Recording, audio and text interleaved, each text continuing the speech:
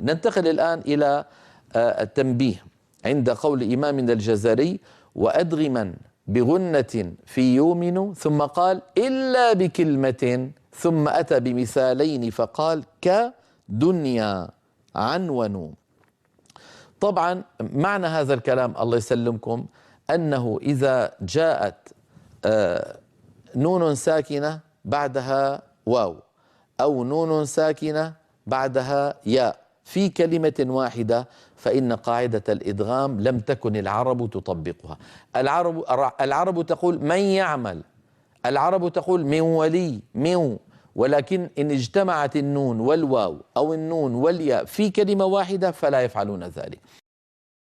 يعني العرب تقول الدنيا، الدنيا مظهرة النون، ولا يقولون الدنيا، مع أنه قد اجتمع في النطق نون ساكنة بعدها ياء. وأدغما بغنة في يومن إلا بكلمة، يعني إلا إن جاءت النون وحرف الإدغام بغنة في كلمة واحدة، ثم أتى بمثالين فقال كدنيا عنون. طبعا كلمة دنيا وردت في القرآن، الدنيا والآخرة وكذا، يعلمون ظاهرا من الحياة الدنيا إلى آخره، جاءت الدنيا كثيرا في القرآن، لكن عنون ليست من القرآن. يعني لم يتيسر لابن الجزري رحمه الله أن يأتي بمثال من القرآن، وهو قوله تعالى صنوان أو قنوان. هذان هما المثالان اليائيان عفوا الواويان الذين نون ساكنة بعدها واو في القرآن، صنوان قنوان. لم يتيسر له لأن الشاعر دائما مقيد بالوزن، مقيد بالوزن الشعري. هذا القصيدة من بحر الرجز مستفعل 6 مرات، مستفعل مستفعل مستفعل في الشطرة الأولى، مستفعل مستفعل مستفعل في الشطرة الثانية، فلا يستطيع الناظم أو الشاعر أن يخرج عن هذا. فقنوان صنوان ما تتيسر، فقال عنون، يعني عنون نون ساكنة بعدها واو، ولو كان المثال من غير القرآن. عنونوا بمعنى وضعوا عنوانا، عنونوا الكتاب مثلا، وضعوا للكتاب عنوانا، يعني اسما يدل على مضمونه. وأدغما بغنة في يومن إلا بكلمة كدنيا عنون.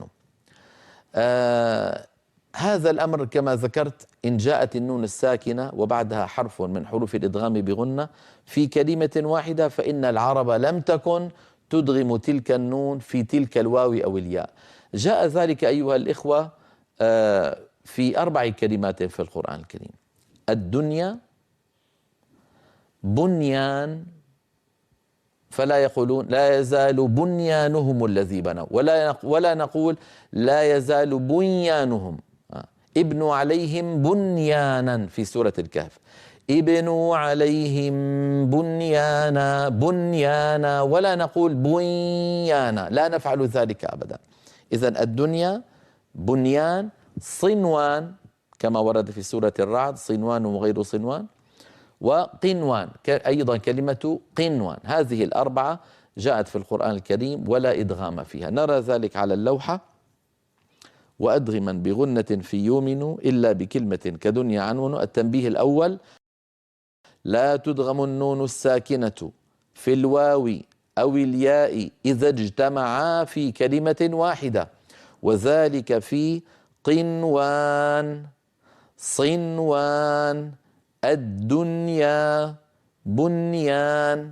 نعم، سواء كانت بنيان أو كما قلنا بنيانهم، يعني بمعنى متصرفة، سواء تصرفت. نعم، هذه الكلمات ال4 لا بد من إظهار النون عندها، هكذا كانت تفعل العرب، ولم تكن تدغم النون في الواو ولا في الياء إن كانت النون وحرف الإدغام في كلمة واحدة. هكذا لغة العرب.